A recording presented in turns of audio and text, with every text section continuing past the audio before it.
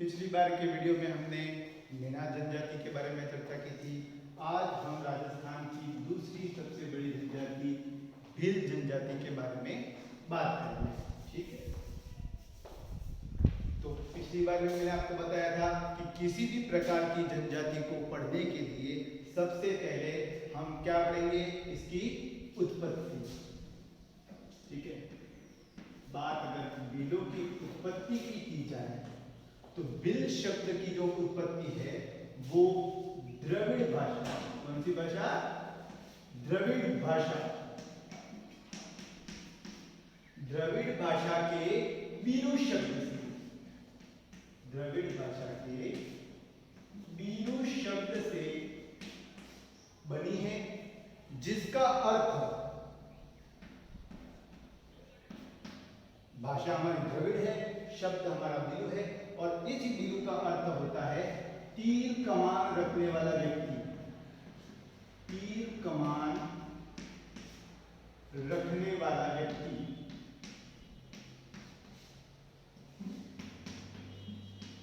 तीर कमान रखने वाला व्यक्ति। अब आपको भी पता है कि तीर कमान कौन रखेगा? जो इसका उपयोग करेगा। तो तीर कमान का सर्वाधिक उपयोग कौन करते हैं? शिकारी। तो शाब्दिक अर्थ इसका आप कह सकते हो शिकारी। ठीक है, आगे बात करें तो दूसरी सबसे बड़ी जनजाति है राजस्थान के अंदर, ये दूसरी सबसे बड़ी जनजाति। पहली कौन सी थी? मीणा। दूसरी सबसे बड़ी जनजाति कौन सी है? भील। दूसरी सबसे बड़ी जनजाति। और इसके बारे में बात करें तो सर्वाधिक भील कहां पाए जाते हैं? तो याद रखना है आपको, एक जिला उदयपुर। कौन सा जिला? उदयपुर। राजस्थान के अंदर भीलों की सर्वाधिक जनसंख्या किस जिले के अंदर है? उदयपुर के अंदर। ठीक है, उदयपुर के आसपास की आप तहसीलों की बात कर लो तो आप गिरवा तहसील देख लो, कोरड़ा तहसील, सलूंबर वाला क्षेत्र, सरड़ा वाला क्षेत्र, खेरवाड़ा का क्षेत्र, इन सभी इलाकों के अंदर भील जनजाति सर्वाधिक रूप से पाई जाती है। एक विशेषता इसकी अगर बात करें तो यह भी कहा जाता है कि यह जनजाति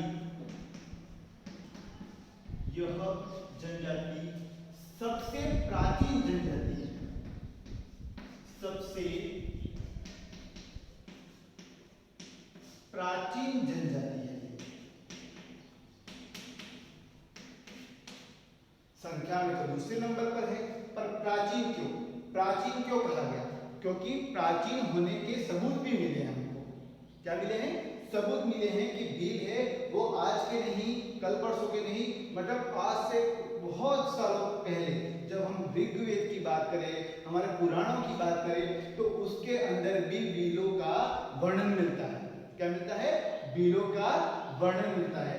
जैसे कि अगर एग्जाम्पल के रूप में मैं आपको बताऊं, आपने एक नाम सुना होगा रामायण के अंदर। इसके अंदर रामायण, अभी हाल फिलहाल में दूरदर्शन पे सीरियल भी देखी होगी, अपने रामायण के पूरे भाग है, उसमें एक महिला थी शबरी मां। क्या नाम था उसका? शबरी। ठीक है, शबरी कौन थी? तो आपको याद रखना है ऋषि मृतंग की शिष्या थी। ऋषि मृतंग की शिष्या। इसका उल्लेख रामायण में क्यों था?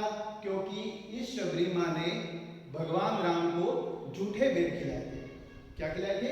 अपने मुंह से चखकर फिर भगवान को खिलाए थे कि भगवान को खट्टे बेर नहीं खाने को मिले, मीठे बेर खाने को मिले। इसलिए उन्होंने पहले बेर को खुद चखा और फिर आधा बेर किसको दिया? भगवान राम को। तो ये भी किस प्रजाति की महिला थी? भील प्रजाति की महिला थी। दूसरा नाम अगर आपके सामने मैं लूं, महाभारत की बात करें, रामायण की एक शख्स और है केवट। केवट, इसका नाम भी सुना होगा। केवट एक नाविक था। क्या था? एक नाविक। और इस नाविक ने क्या किया था? भगवान राम के चरणों को धोया था। क्या किया था? भगवान राम के चरणों को धोया था। ये भी भील जनजाति से संबंध था इसका। अगली बात करें हम महाभारत के काल की। महाभारत के अंदर भी एक शख्स फिर आता है जिसका नाम है एकलव्य। क्या नाम है? एकलव्य।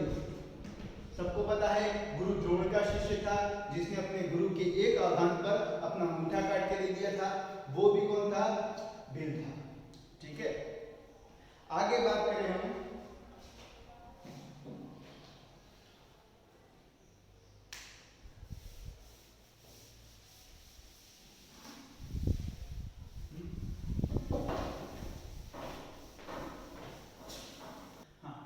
तो भील स्वयं को भगवान शिव के पुत्र मानते हैं। किसके पुत्र मानते हैं? भगवान शिव के पुत्र मानते हैं अपने आप को। यह उनका निजी बयान है कि वे अपने आप को आराध्य भगवान शिव के वंशज मानते हैं, इनके पुत्र मानते हैं। परंतु कुछ विद्वान ऐसे हुए हैं जिन्होंने भीलों के ऊपर काफी अच्छी रिसर्च की है। क्या की है? रिसर्च की है। और इस रिसर्च के अंदर पहला नाम हमारा आएगा कर्नल जेम्स टॉड। एक और थे रॉन डी.एन.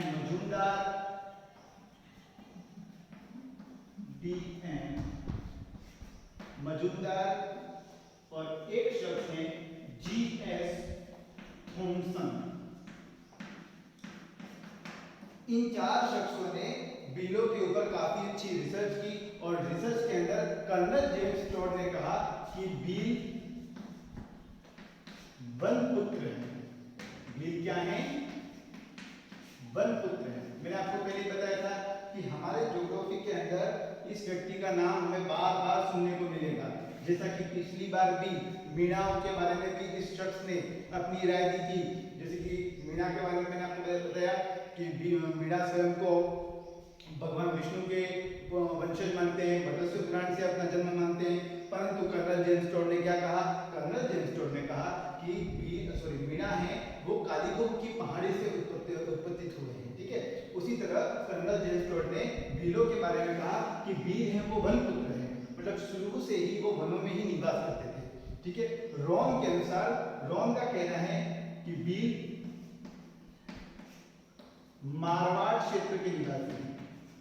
भील मारवाड़ क्षेत्र के निवासी हैं। ठीक है, डी.एन. मजूमदार ने कहा, डी.एन. मजूमदार ने क्या कहा कि भील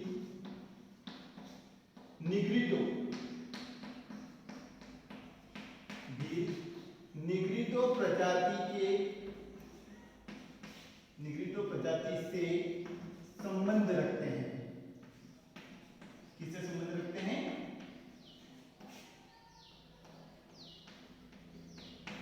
निग्रिटो प्रजाति से संबंध रखते हैं। निग्रिटो यह जनजाति या यह प्रजाति है वह मूल रूप से अफ्रीका की है। कहाँ की है? अफ्रीका की। और अफ्रीका की बात करें तो मध्य अफ्रीका में कांगो नदी बेसिन का जो इलाका है, ठीक है, कांगो नदी है वो दो भागों में बढ़ जाती है। वहां का जो सूखा क्षेत्र है वहां के निवासी थे निग्रिटो। तो डी.एन. मजूमदार ने अपनी बुक्स में कहा कि भील हैं वो निग्रिटो प्रजाति के वंशज थे। बाद में वहां पर सूखा पड़ने से यह माइग्रेट मतलब पलायन करके हमारे एशिया वाले क्षेत्रों के अंदर आ गए। ठीक है, तो ये डी.एन. मजूमदार का कहना है। जी.एस. थॉमसन ने भीली व्याकरण लिखी थी। क्या लिखी थी? भीली व्याकरण लिखी थी। भीली व्याकरण लिखी। ठीक है, मतलब इन्होंने भी भीलों के बारे में जो भी शब्द है मैं नोट्स में भी आपको लिखवाए थे, अभी भी मैं आपको यहाँ पर लिखवाऊंगा। ठीक है, तो भीली व्याकरण लिखी थी। ठीक है, इन्होंने ये चारों नाम आप चाहो तो स्क्रीनशॉट भी ले सकते हो। ठीक है, मिटा रहा हूं।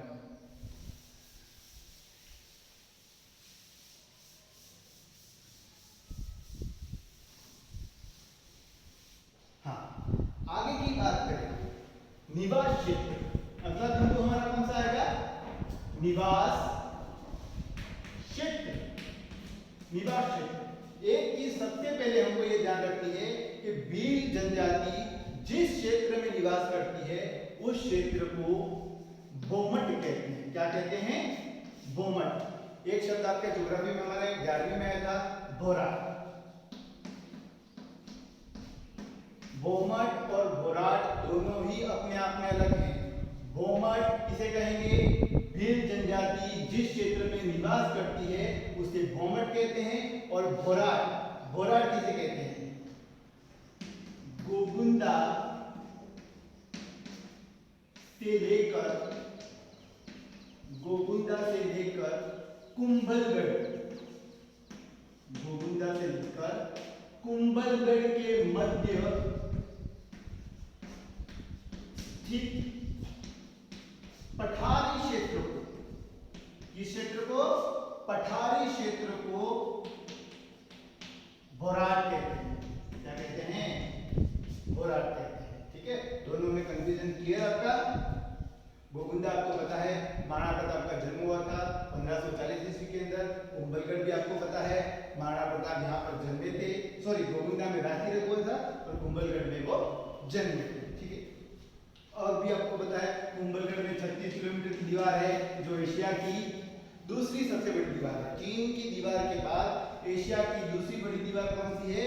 कुंभलगढ़ की दीवार है। ठीक है, तो याद रखना, भोमट जहाँ भील क्षेत्र निवास करते हैं उसे भोमट कहते हैं। भोराट है वो गोगुंदा से लेकर कुंभलगढ़ के मध्य स्थित पहाड़ी क्षेत्र है, सॉरी पठारी क्षेत्र है। ठीक है, अब अगर झीलों की बात करें तो सबसे पहला जिला हम लिखेंगे उदयपुर। कौन सा लिखेंगे? उदयपुर, क्योंकि उदयपुर के अंदर सर्वाधिक जनसंख्या है। दूसरी बात करें तो बांसवाड़ा, बांसवाड़ा के बाद तीसरी बात करें तो हमारा जिला, गृह जिला हमारा डूंगरपुर, प्रतापगढ़, प्रतापगढ़ के बाद चित्तौड़गढ़,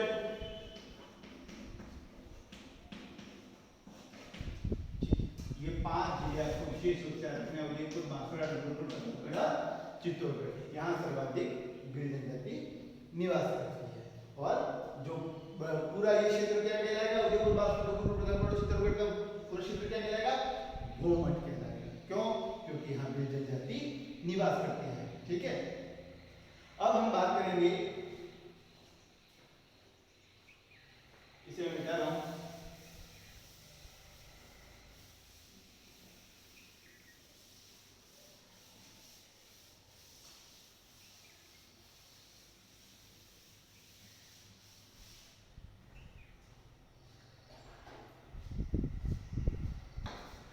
शब्दावली,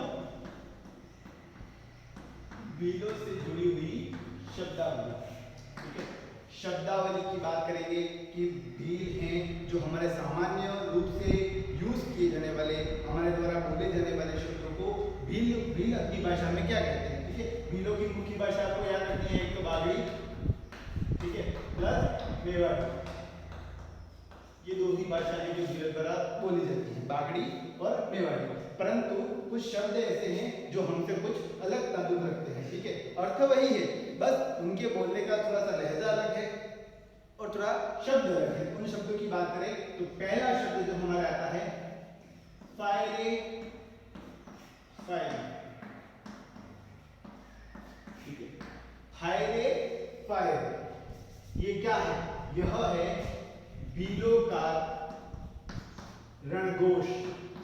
क्या है? भीलों का रणघोष, जिसे हम खैरो खैरो भी कहते हैं। भीलों का रणघोष। इस फायरे फायरे शब्द का प्रयोग भील कब करते हैं?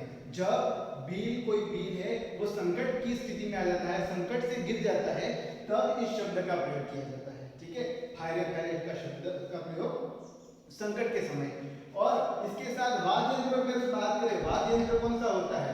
तो वाद्य यंत्र की बात करें तो ढोल। ठीक है, ढोल बजाते हुए अगर कोई भील फायरे फायरे का उद्बोधन करे तो आसपास के अन्य भील यह समझ जाते हैं कि इस दिशा से अगर आवाज आ रही है तो यहाँ पर कोई अपना भाई अपना कोई परिवार है वो खतरे की स्थिति में है, तो यह एक तरह का नेटवर्क का काम करता था। ठीक है, आजकल तो मोबाइल का जमाना है, मैसेज हो जाते हैं, लाइव वीडियो कॉल हो जाता है, पर पहले उस जमाने में ऐसा नहीं था, इसलिए फायरे फायरे शब्द प्रयोग किया गया था। एक मैं बताना भूल गया था, मीणा जनजाति के अंदर भी रणघोष याद रखना है, वो अपन पिछली बार में लिखना भूल गए। मीणा जनजाति का रणघोष है किक मारी, किक मारी। ठीक है, भीलों का फायरे फायरे, मीणाओं का किक मारी, ये दोनों ही याद रखना है, परीक्षा की दृष्टि से कोई भी पूछ सकता है आपको। ठीक है, दूसरी शब्द की बात करें, भराड़ी। भराड़ी यह क्या है, एक माता है। ठीक है, भीलों की माता है, पर माता विशेष रूप से इस माता को क्यों पूजा जाता है, तो विशेष रूप से पूजा जाता है चेचक की देवी के रूप में। ठीक है, किसके रूप में, चेचक की देवी के रूप में। अगर छोटा कोई बच्चा है, लंबे समय से बीमार है, ठीक है, बहुत बार इलाज करने पर भी अगर उसको आराम नहीं पड़ रहा है, तो भराड़ी देवी के नाम का दिया लगाया जाता है, धागा बांधा जाता है। ठीक है, और उसकी बाधा ली जाती है, जिसके बाद यह रोग ठीक हो जाता है। और स्पेशली रोग चेचक के रूप में, बाकी छोटी माता और बड़ी माता के रूप में भी इसको लिया जाता है। ठीक है, अगला टोटम। टोटम, ठीक है, इनके बारे में याद रखना है, यह भीलों के कुल देवता थे। भीलों के कुल देवता, भीलों के कुल देवता के रूप में फेमस हुए टोटम देव। ठीक है, अगला ऋषभदेव,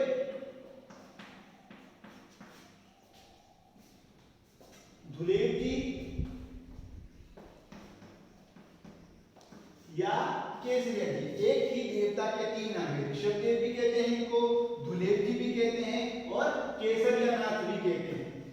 केसरियानाथ, केसरियानाथ, यह भी भीलों के आराध्य देव हैं। ठीक है, कौन से देव हैं, आराध्य देव। ठीक है, ऋषभदेव, केसरिया जी।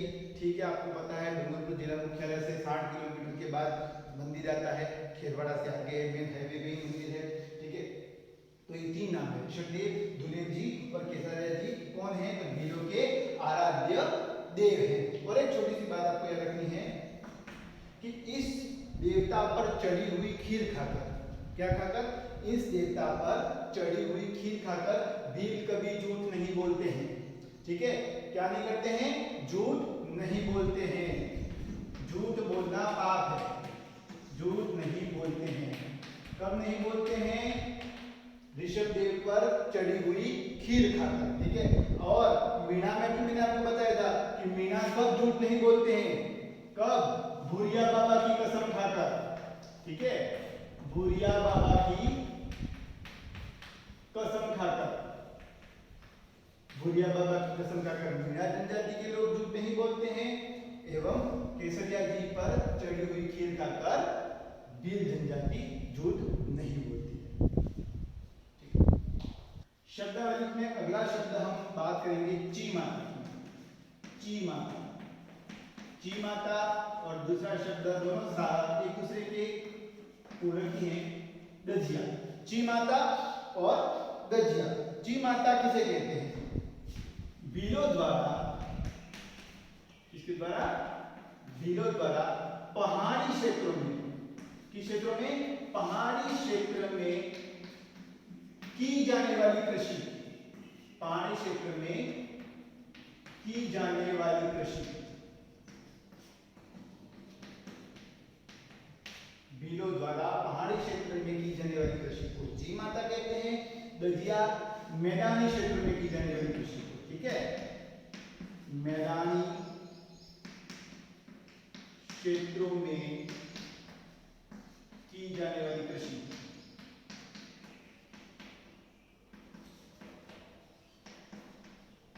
और एक बात आप विषय याद रखना, हमेशा 3 से 4 बार ची माता और लज्जा में अंतर भी पूछा गया है, या सिंगल 1 नंबर का प्रश्न भी आ चुका है कि लज्जा किसे कहते हैं, ची माता किसे कहते हैं, और अक्सर बच्चे कंफ्यूज हो जाते हैं। ठीक है, इसके अंदर पर आपको याद रखना है, कंफ्यूज होना नहीं है। आपको यहाँ शब्द लिखा है माता, माता से आपको याद रखना है कि माताओं का मंदिर, ठीक है, आई माँ, केला माँ, ठीक है, शीला माँ, अंजलि माँ, जीर्ण माँ, सभी प्रकार की माताओं का मंदिर कहाँ होता है, पहाड़ी क्षेत्र में होता है। कहाँ होता है, कोई भी माता देख लो, अपने गांव में भी देख लेना, हमेशा किसी न किसी गांव में, बड़े गांव में, एक दूर ऊंचे पर्वत पर किसी न किसी माता का मंदिर अवश्य रूप से होगा। तो आपको यही याद रखना है कि ची माता मतलब पहाड़ी क्षेत्र, ची माता मतलब पहाड़ी क्षेत्र, क्योंकि माताओं का मंदिर कहाँ होता है, पहाड़ी क्षेत्र में। तो इस तरह से आप याद कर सकते हो। ठीक है, लज्जा मैदानी क्षेत्र में की जाने वाली कृषि को कहते हैं। ठीक है, आगे बात करें, वेशभूषा की बात कर ले अगर, तो याद रखना खोइतू, खोइतू किसे कहते हैं, ठीक है, खोइतू कहते हैं धोती को, किसको कहते हैं, धोती को कहते हैं, किसको कहते हैं, धोती को। पर धोती कौन सी, छोटी धोती, या इसको दूसरी भाषा में हम बोल सकते हैं तंग धोती। ठीक है, छोटी धोती या तंग धोती, जिसके अंदर ज्यादा बार फोल्डिंग नहीं लगती है, बहुत ही कम हाथ की होती है, 1 या 2 बिलान की अगर धोती होकर कोई भी पहनता है तो उसको क्या कहते हैं, खोइतू कहते हैं। क्या कहते हैं, खोइतू, छोटी धोती को। एक शब्द देपाड़ा, देपाड़ा, कौन सा बड़ा, देपाड़ा, देपाड़ा का अर्थ होता है बड़ी धोती। ठीक है, धोती, बड़ी धोती, लगभग ये मान के चलो अगर तो 5 से 6 या 7-8 मीटर तक लंबी होती है, जिसके अंदर बाय फोल्डिंग होती है, ऐसे ऐसे करके बांधा जाता है, फिर यूं डाला। तो बड़ी धोती को क्या करना, आपको देपाड़ा कहते हैं, छोटी धोती को खोइतू कहते हैं। आगे बात करें कछाबू, कछाबू, कछाबू किसे कहते हैं, कछाबू याद रखना आपको, ये महिला की वेशभूषा है, महिलाओं के घाघरे को।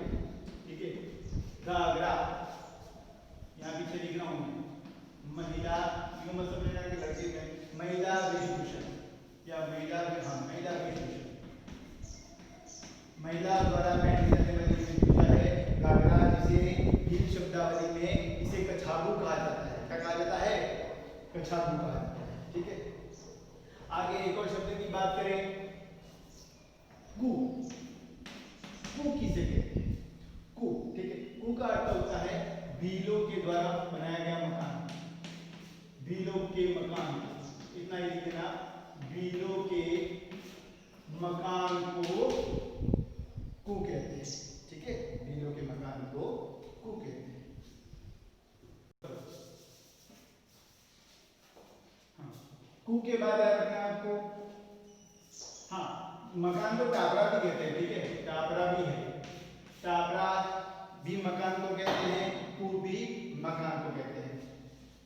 पार, ठीक है, और फल, फल, गांव को तो फला कहते हैं, गांव को फला कहते हैं, और पाल गांवों के समूह को। अगर एक से बड़े गांव, 1 से 2, 4 या 5, 6 गांव अगर बड़े मिल जाएं तो उसको क्या कहेंगे, पाल, गांवों के समूह को।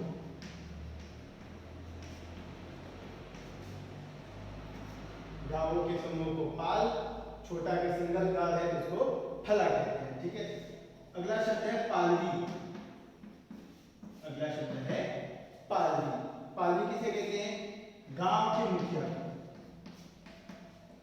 गांव के मुखिया को, सरपंच को क्या कहते हैं, पालवी कहते हैं। ठीक है, नेक्स्ट वर्ड आ रहा है गमेती, गमेती, गमेती किसे कहते हैं, पाल के मुखिया, पाल के मुखिया को गमेती कहा जाता है। ये प्रश्न आ चुका है, पाल के मुखिया को गमेती कहते हैं, गांव के मुखिया को पालवी कहते हैं। ये दोनों में डिफरेंस याद रखना। ठीक है, आगे बात करें अटक,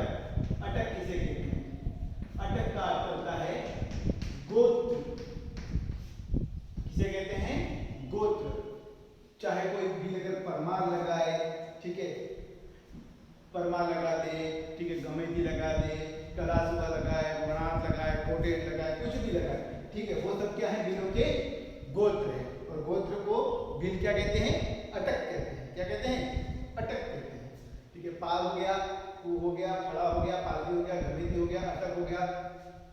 आगे बात करें तो याद रखिए कुछ रीति रिवाज भी है इनके। मेलनी, मेलनी,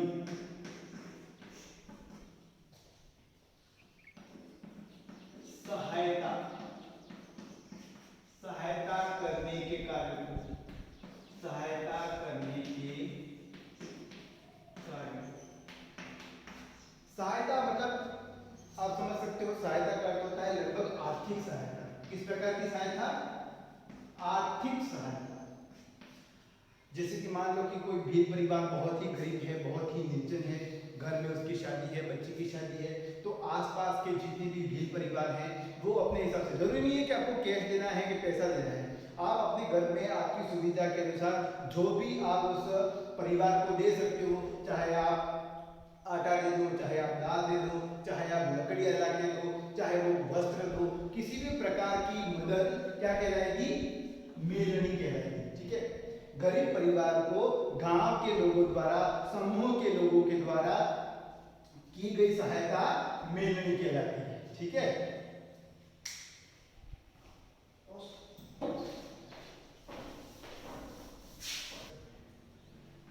अगला शब्द है महुआ।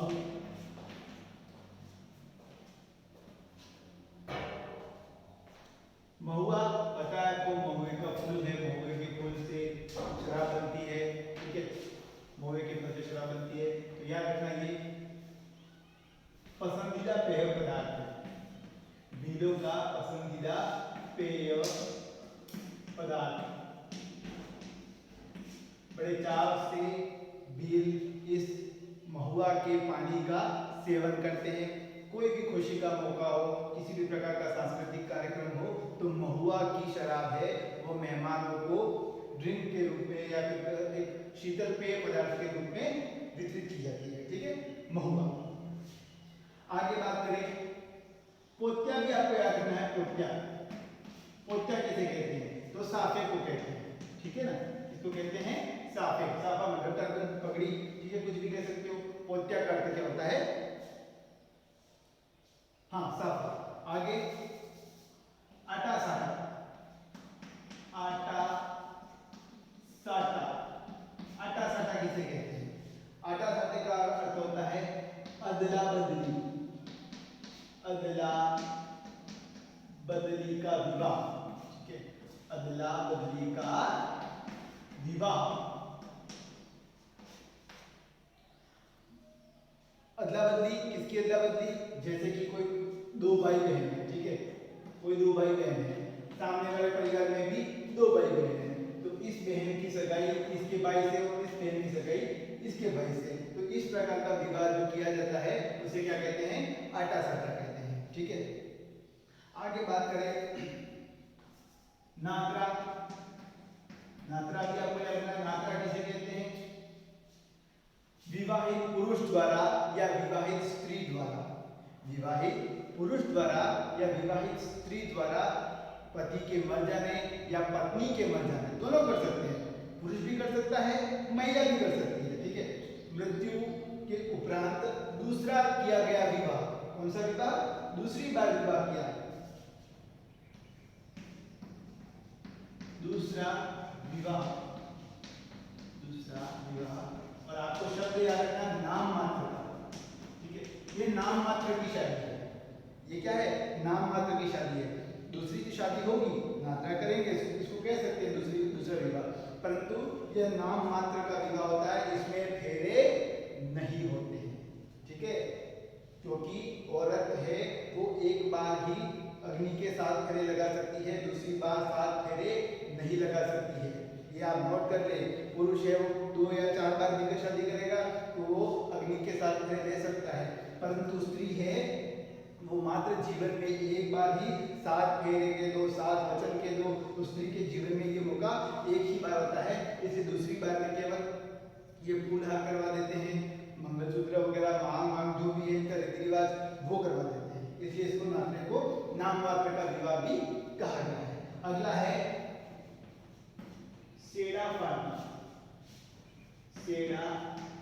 हाँ, बड़ा खतरनाक है ये सेड़ा फाड़ना।